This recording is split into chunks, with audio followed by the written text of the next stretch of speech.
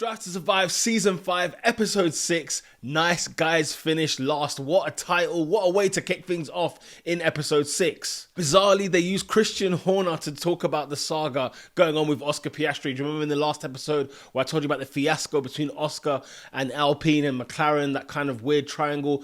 But yes, they use Christian Horner. I mean, he loves it, doesn't he? He just loves the camera. He loves the attention. I bet he wishes he was part of Netflix themselves.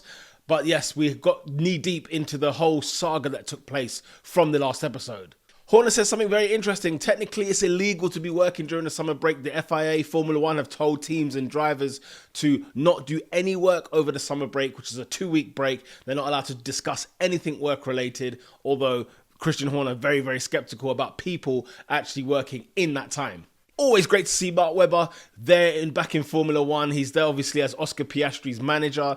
Always good to see him, and you can damn well know that he has had something to play, a massive part to play in Oscar's decision of which team to join.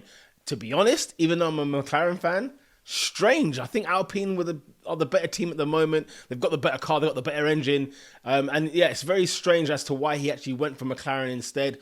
Something clearly went wrong, went awry when it came to Piastri's deal with Alpine. You get a little bit behind the scenes about what's going on regarding the video drop from McLaren. McLaren are talking, this is when we're going to drop this video and do that. And you think it'll be about Piastri joining, but it's about Daniel Ricciardo basically saying that, at the end of this season, it will be his last season with McLaren in 2022.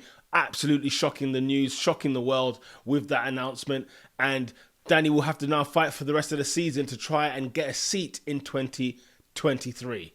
And sharp words from Otmar Szafnauer, who says that it's difficult for me to understand the lack of loyalty by Oscar Piastri. Remember, this is a team who's put $4 million into this man's sort of career. They've invested $4 million into him, and yet he's decided to opt out. I think Otmar feels like, this guy needs to give back what we have given him. And but yeah, something clearly went awry. Something went wrong. I think it was more gentleman's agreement rather than a contract. There was no hard, concrete contract on the table for Oscar Piastri. But I love the way Netflix kind of dramatizes the whole situation. I mean, it was really there for them on a plate.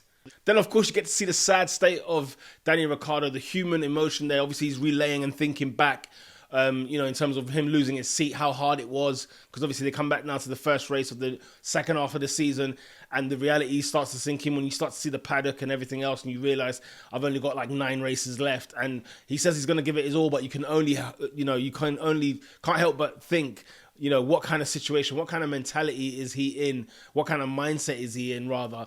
And yeah, it's a tough time for Danny Ricciardo. Nice guy for sure. And how unfortunate the title is. Netflix's titles have been absolutely superb over the series, over the different seasons. Remember, I've recorded seasons 1 to 4, every single episode. And yeah, they've used the title for more than one reason. And, Danny Ricciardo is a nice guy. And unfortunately, he is not keeping his seat. He is not the one that's winning them the races nor the podiums, and that's why he's been dropped by McLaren. Then you got Lando Norris, who's quite nonchalant. He doesn't really seem to care about, he has no sympathy as such for Danny Ricciardo because it's based on performance. If you don't perform, you lose your seat. And for him, he's just focused on him. And it kind of comes across as a bit of a nasty streak in Lando Norris. But for him, he doesn't really care. He thinks, people can hate me, but it is what it is.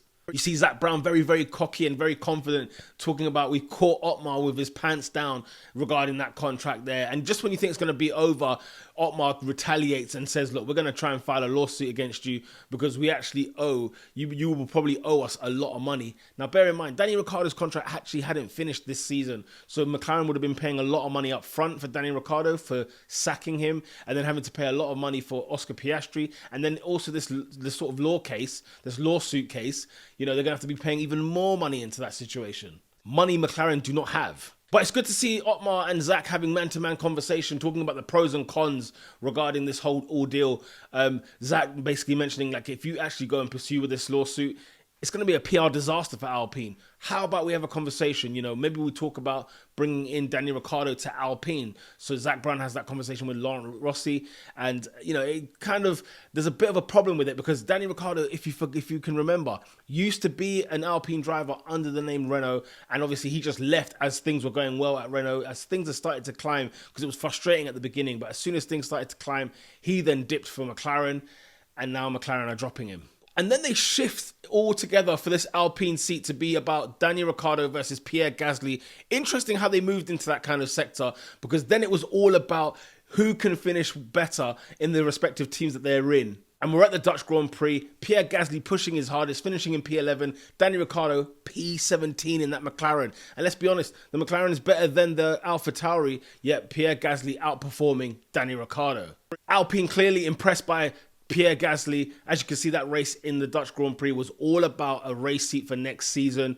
Then the contract is made, the contract is signed. Alpine go with Pierre Gasly for 2023. But Otmar feels like he's got the last laugh there. He says, if I was the CEO of McLaren, I would take Pierre Gasly. He says, with everything that I know now, as much as I wanted Oscar, Pierre Gasly is the obvious choice. Oscar Piastri ends the episode by saying he has no regrets about what took place over the coming weeks, over the season.